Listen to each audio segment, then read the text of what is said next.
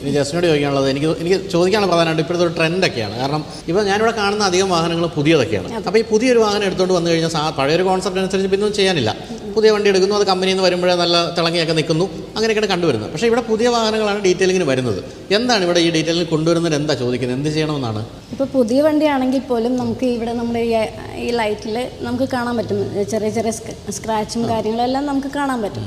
അപ്പോൾ കസ്റ്റമറിന് അറിയാം ഇത് നമ്മൾ ഈ ഡീറ്റെയിലിംഗ് ചെയ്ത് കഴിഞ്ഞാൽ, അല്ലെങ്കിൽ നമ്മൾ ഈ ട്രീറ്റ്മെൻറ്റ് ചെയ്ത് കഴിഞ്ഞാൽ ആ ഒരു സ്ക്രാച്ച് പ്രൂഫാണ്, നല്ല ഗ്ലോ ആണ്, പിന്നെ പെട്ടെന്ന് വാഷ് ചെയ്ത് ക്ലീൻ ചെയ്ത് നല്ല രീതിയിൽ അത് മെയിൻറ്റെയിൻ ചെയ്ത് കൊണ്ടുപോകാനുള്ള താല്പര്യമുള്ളവരാണ് ഇപ്പോൾ ഉള്ളത് അല്ലേ? അപ്പോൾ ഇപ്പോൾ ഇവിടെ 2-3 തരത്തിലുള്ള ഡീറ്റെയിലിംഗ് ഉണ്ട്. ഇപ്പം ഗ്രഫീനാണ് അതിൻ്റെ ഏറ്റവും കുറഞ്ഞത്.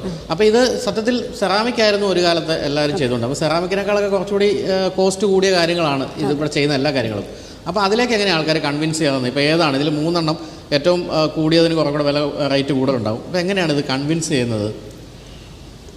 നമുക്ക് ഇപ്പോൾ ഒരു കസ്റ്റമർ വരുമ്പോൾ നമ്മൾ ആദ്യം നമ്മുടെ ട്രീറ്റ്മെൻറ്റിന് പറയും എങ്ങനെയാണ് അതിൻ്റെ പ്രൊസീജിയർ കാര്യങ്ങൾ, പിന്നെ അത് എങ്ങനെയാണ് എത്ര നാളെ ലൈഫ് കിട്ടും, അങ്ങനെയുള്ള കാര്യങ്ങളൊക്കെ നമ്മൾ പറയും. കാരണം പൊതുവെ കസ്റ്റമേഴ്സിന് ലൈഫാണ്. കാരണം നമ്മളിപ്പോൾ ഒരു പുതിയ കാർ എടുത്തു കഴിഞ്ഞാൽ നമുക്ക് പെട്ടെന്ന് സെയിൽ ചെയ്യാനുള്ള ഒരു പ്ലാനോ കാര്യങ്ങളോ ഒന്നുമില്ല. അപ്പോൾ ആൾക്കാർക്ക് വേണ്ടത് ലൈഫാണ്. അത് ആ ഒരു ഫ്രഷ് ലുക്കിൽ എത്ര നാൾ സൂക്ഷിക്കാൻ പറ്റുമോ അത്രയും നാളും, അതാണ് കസ്റ്റമേഴ്സിൻ്റെ ആവശ്യം.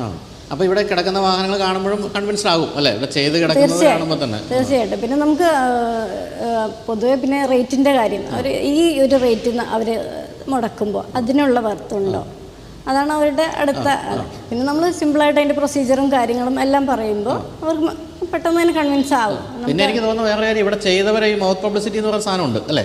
ചെയ്തവർ